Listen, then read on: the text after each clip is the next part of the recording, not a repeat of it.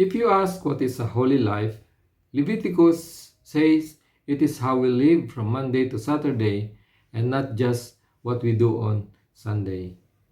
God is looking not just for clean people but for holy people. That is a big difference, and until you become a Christian, you never think of becoming holy. You just think of being good, and that is not good enough. Holiness is the central theme of Leviticus. Chapter 11, verses 44 to 45, God says, "You must consecrate yourself and be holy because I am holy. For I am Yahweh who brought you up from the land of Egypt to be your God. So you must be holy because I am holy." Let's find out on what is in the book of Leviticus in tonight's daily devotional.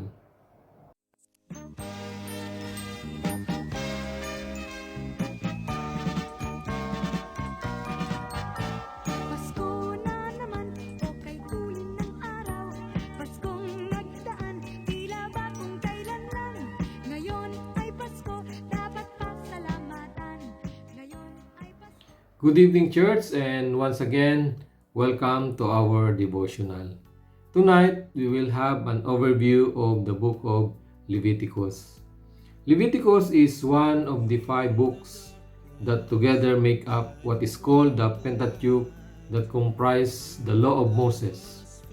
The Jews call it the Torah or the book of instruction. In our previous devotional books, we learned that Genesis is the book of beginnings. It is a universal book. It is about everybody, the human race, and the whole universe. Genesis tells us how everything began from the creation of our universe to Israel becoming the people of God. In Exodus, it is like a national book. It zooms down to one nation, the nation of Israel. It only focuses on the Israelites going out from Egypt. While in Leviticus, the focus is even more narrow, on only one tribe out of the whole nation. Its name came from Levites, one of the tribes of Israel. In Leviticus, it concentrates on just one place, Mount Sinai, where the law and regulations were given.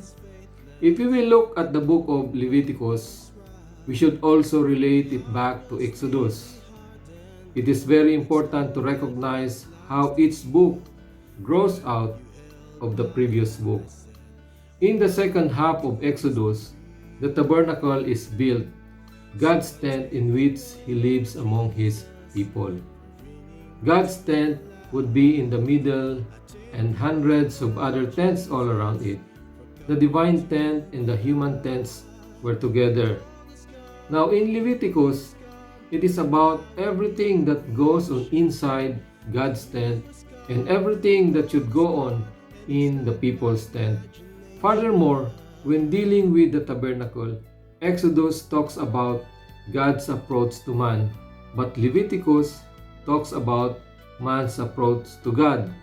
Exodus is about the deliverance that God brought to His people, but Leviticus, it is about the dedication of God's people to Him. In Exodus, it is about God's grace in setting the people free, but Leviticus begins with thank offerings explaining how the people can show their gratitude to God for being set free. To the Jews, the reason for reading Leviticus is clear. It is quite literally a matter of life and death.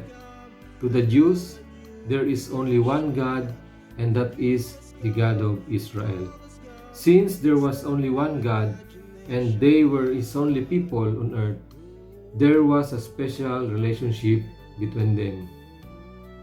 On God's side, He promised to do many things for them, to be their government, to defend and protect them, to be their provider so that there would be no poor among them, to be their healer so that none of the diseases of Egypt would touch them.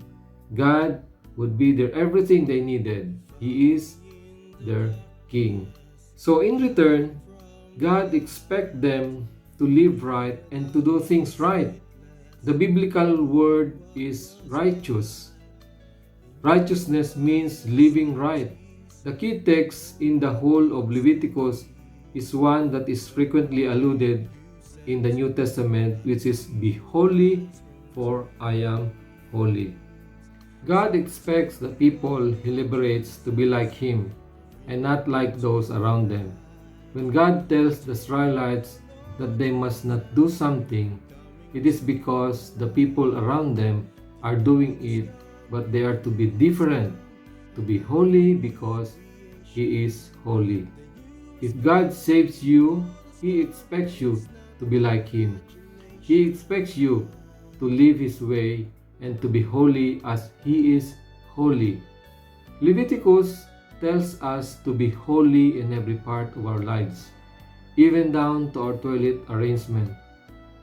Holiness is wholeness, which is why we can read of the incredible detail God goes into as He applies His holiness to every part of His people's lives.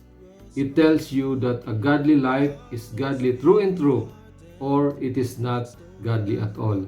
There are four crucial things that we need to learn from the book of Leviticus, which are unchanged even in the New Testament.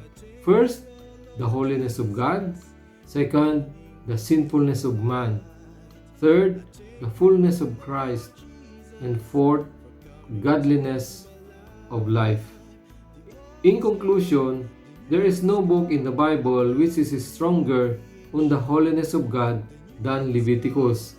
It is vital and the most profitable book for Christians to read today in order to keep hold of His sense of God's holiness. God loves us, but His love is so great that He hates evil. Leviticus strongly underlines the sinfulness of man as well as the holiness of God. The Bible is about God's emotion. God's emotional reaction to sin comes because He is holy. The sinfulness of man is not just in polluting clean things, but also in profaning or violating holy things.